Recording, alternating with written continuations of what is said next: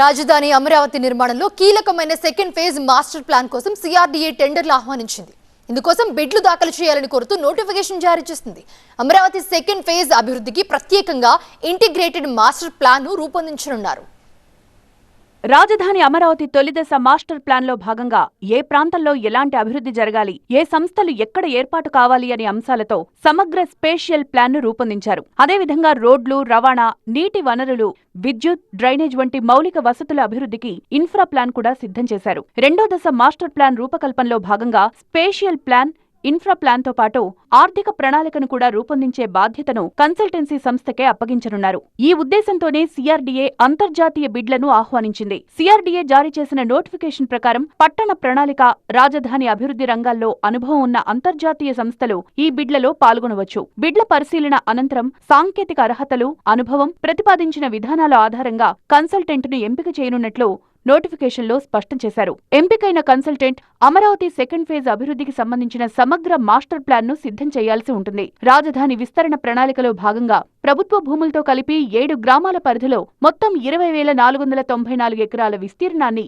అభివృద్ధికి గుర్తించారు. ఈ ప్రాంతంలో అంతర్జాతీయ క్రీడానగరం, railway line, railway station, Amaravati inner ring road వంటి కీలక ప్రాజెక్టులు చేపట్టే ప్రతిపాదనలు ఉన్నాయి. రాబోయే రోజుల్లో అంతర్జాతీయ విమానాశ్రయం, స్మార్ట్ పరిశ్రమలు వంటి ప్రాజెక్టులకు అవసరమైన భూమిని మరింతగా సమీకరించే అవకాశముందని అధికారిక వర్గాలు చెప్తున్నాయి. ఈ అన్ని అంశాలను దృష్టిలో ఉంచుకుని రెండో దశ మాస్టర్ ప్లాన్ రూపొందించనున్నారు.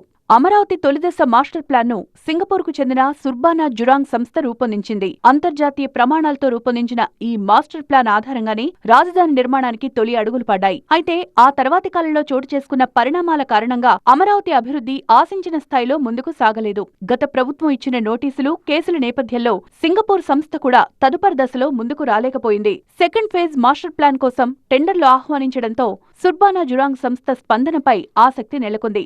తొలిదశ మాస్టర్ ప్లాన్ రూపొందించిన సంస్థగా సెకండ్ ఫేజ్ టెండర్లలోనూ ఆ సంస్థ పాల్గొంటుందా, లేక కొత్త అంతర్జాతీయ సంస్థలు బిడ్లు దాఖలు చేస్తాయా అన్న అంశంపై అధికార వర్గాల్లో చర్చ సాగుతోంది. ఇటీవల సీఎం చంద్రబాబు సింగపూర్ ప్రభుత్వ ప్రతినిధులను కలిసి అమరావతి నిర్మాణానికి సహకారం కొనసాగించాలని కోరిన నేపథ్యంలో సింగపూర్ సంస్థ బిడ్లలో పాల్గొనే అవకాశాలు ఎక్కువగా ఉన్నట్లు తెలుస్తోంది. అదే సమయంలో ఇతర దేశాలకు చెందిన పట్టణ ప్రణాళిక సంస్థలు కూడా బిడ్లలో పాల్గొనే అవకాశం ఉందని అధికారులు చెబుతున్నారు. సెకండ్ ఫేజ్ మాస్టర్ ప్లాన్ లో రోడ్లు, రవాణా వ్యవస్థ, నీటి వనరులు, విద్యుత్, డ్రైనేజ్, గ్రీన్ జోన్లు, పబ్లిక్ స్పేసులు వంటి అంశాలను సమగ్రంగా పొందుపరచనున్నారు. నివాస, వాణిజ్య, పరిపాలనా ప్రాంతాల మధ్య సమతుల్యత ఉండేలా రూపకల్పన చేయనున్నారు. ఫిబ్రవరి 6 తర్వాత బిడ్ల పరిశీలన పూర్తయిన అనంతరం కన్సల్టెంట్ ఎంపిక ప్రక్రియ చేపట్టనున్నారు. ఆ తర్వాత సెకండ్ ఫేజ్ మాస్టర్ ప్లాన్ తయారీ ప్రక్రియ ప్రారంభం కానుంది. ఈ పరిణామాలతో అమరావతి అభివృద్ధి మరోసారి కీలక దశకు చేరుకుంటోంది.